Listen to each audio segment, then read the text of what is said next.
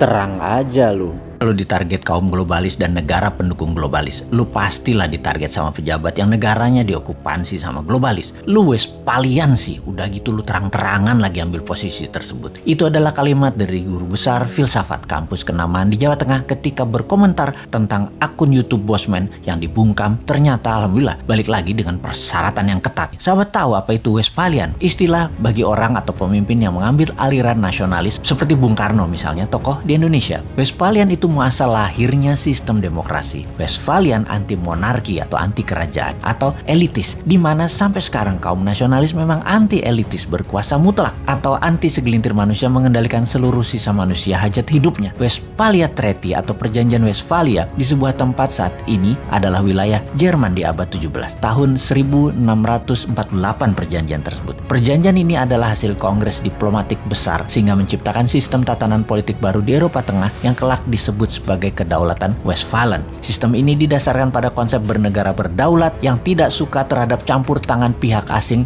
terhadap urusan dalam negeri suatu bangsa. Di sanalah muasal lahirnya istilah nation state atau negara bangsa. Sejak saat itu, monarki dunia mulai mengalami kemunduran hingga puncaknya terjadi Perang Dunia Pertama di mana Amerika merupakan negara Westphalian terbesar pada saat itu. Sejak akhir Perang Dunia Pertama hingga berakhirnya Perang Dingin 1989, ada 100 negara lahir yang kebanyakan bentuknya demokrasi nasionalis. Monarki dengan penguasaan elitis tidak tinggal diam. Ada 13 keluarga besar yang berbasis bisnis perlahan-lahan mulai menguasai dunia. Diawali sejak Perang Dunia Kedua yang menempel dengan Amerika. Mereka adalah globalis cabal seperti Rothschild, Oppenheimer, Rockefeller, Zucker, dan lain sebagainya. Lalu di tahun 1989 mereka menempel dengan Tiongkok, membuat baik Amerika maupun Tiongkok saat ini berafiliasi kepada globalis. Globalis itu monarki 2.0, anti nation state yang saat ini menguasai 99 data manusia kaum globalis itu. Bagi globalis cabal, mereka tidak mengenal istilah negara atau bangsa lagi. Bagi globalis, yang penting adalah nomor kependudukan dan nomor sertifikat. Kontrol dan monitor seluruh data umat manusia adalah tujuan mereka. Kita, kaum New Mind, menentang keras dan sangat berlawanan dengan pemahaman globalis cabal di mana kita adalah kaum patriotis nasionalis. Ini kita deklarasikan berkali-kali. Inilah yang membuat sosmed YouTube Bosman harus dibungkam karena jangan-jangan memang pejabat 20 tahun terakhir Indonesia merupakan kaki tangan globalis atau terkena pemahaman globalis. Termasuk oposisinya. Ide nasionalis dibangkitkan oleh New Mind ini sesungguhnya dan sungguh ini menjadi ancaman. Bener deh, oleh globalis, nation wealth, sebuah wilayah untuk kekayaan rakyat bisa diambil oleh mereka dengan atas nama world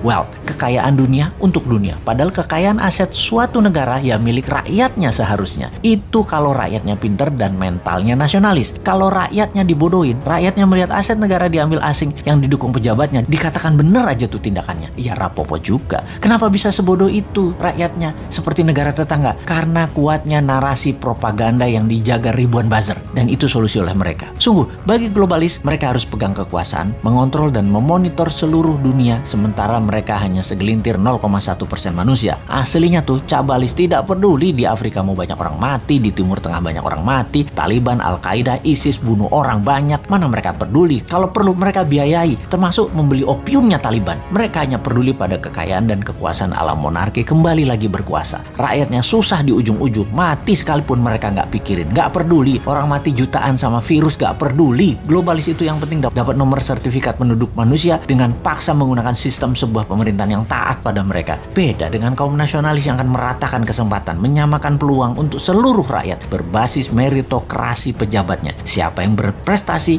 dia yang menjabat. Ide New Mind yang pro-demokrasi, pro-nasionalis, patriotis, dan mendukung nation state beda dengan oportunis globalis yang ada di benak incumbent atau oposisi pada saat ini. Sungguh, itulah yang ada di benak mereka pada saat ini dari citra yang apa mereka lakukan. Itu aja kita bacanya. Sahabat, di ujung informasi ini, walaupun akun Bosman asli sudah kembali, namun sampai November kita slow pace belum diaktifkan karena masih diincar oleh buzzer. Terima kasih sudah mensubscribe channel Bosman Mardigo Official ini dan menyebarkan ke link sosmed dan WAG sahabat semua.